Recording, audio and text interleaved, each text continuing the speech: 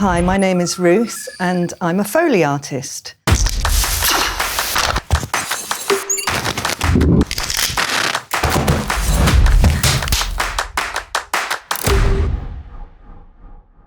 We basically record all the sounds that actors make in the studio after the film has been made.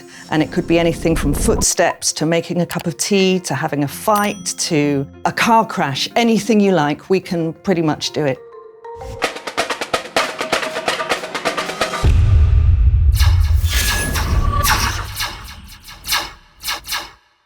So this is a Slinky.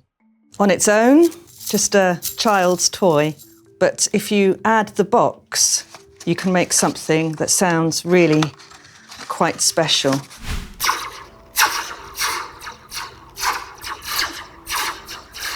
The sound is coming through the box. The box is acting like a resonance chamber, and that's what makes the noise. And you might recognise the sound as the lasers from Star Wars.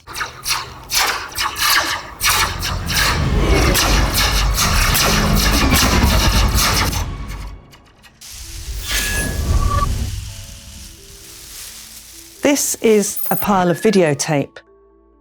The wonderful thing about this, I think, is that it's very synthetic as a material, but it really sounds like the leaves in trees.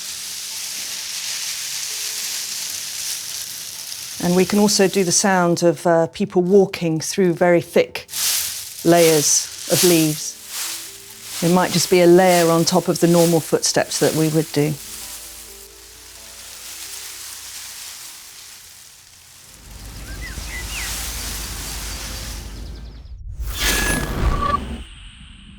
This is a snow bag. It's quite difficult to record the sound of people walking through thick snow in the studio, as you might imagine. Snow melts quite quickly. So we have here just a material bag filled with corn flour.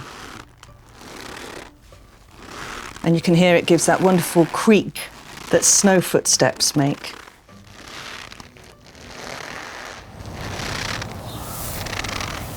There we go. This is what I call a sea sausage. There are only two in existence, and I know that because I made them.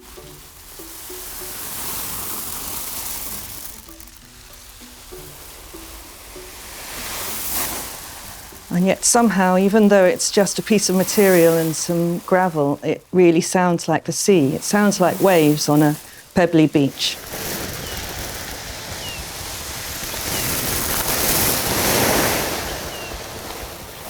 It's quite meditative.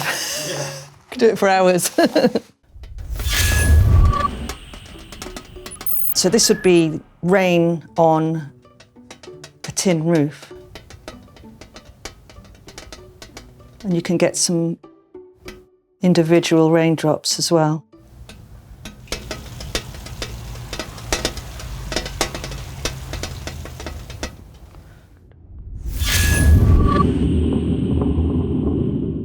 This is a thunder tube made by my friend Paul. You can see it's just made out of some piping with some plastic taped over it and a spring attached.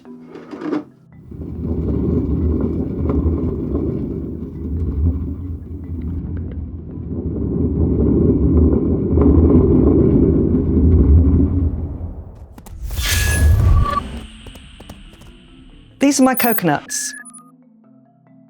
People often ask, when they find out that I'm a Foley artist, if we still use coconuts for horses. And the answer is, well, yes, we do. But we don't do them like this, which is how Monty Python did it. They kind of ruined it for us.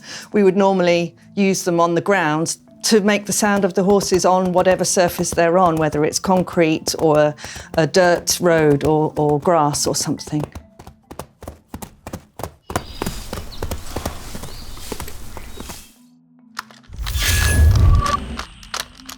These are three items that might not do very much on their own, but if you put them together,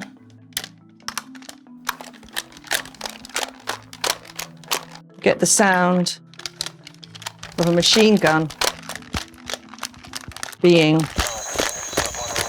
held by a soldier as they run along. I think that's one of the joys of doing Foley, actually, is that we use these homemade items often to create some really beautiful sound effects. So here are a collection of different gloves. These I would use for bird wings.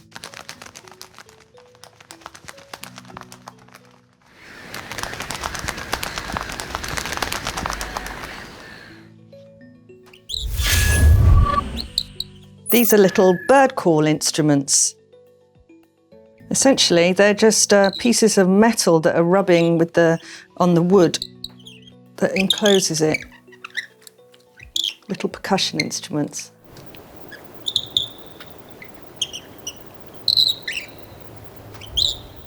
Most nature documentaries have full cover Foley.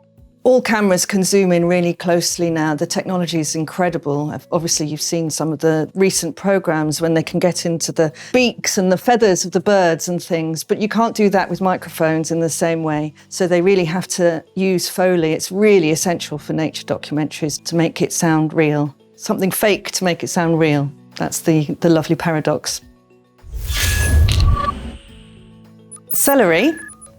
Very useful when it comes to fight scenes. Makes the sounds of various bones being broken or noses being punched and things. We get a bit violent with the vegetables in the studio sometimes. When it comes to zombie films, for example, it's really useful to have some celery, a melon and a cabbage at hand, because you will have to make all those gory sounds from scratch. Imagine them pulling the rib cage open and things like that. Also, when it comes to doing operations or in something like Silent Witness, when they're cutting open dead bodies, we also use a lot of celery.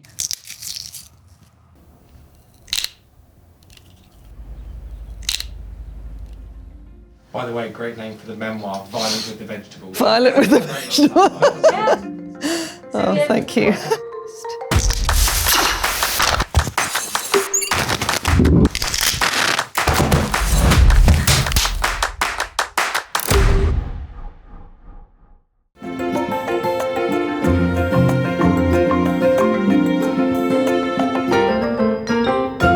So the stunt coordinator was going to fire the air ram. So it had a lead with the button going to him off set. When he does fire the button, I'm virtually in line with the ground.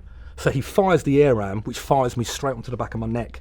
And literally, I'm lying on the floor and I can't feel my legs. And this went on for about 2 minutes. It's the worst feeling in the world. You know, I thought I was paralysed. I just could not feel my legs at all. I thought I'd broken my neck.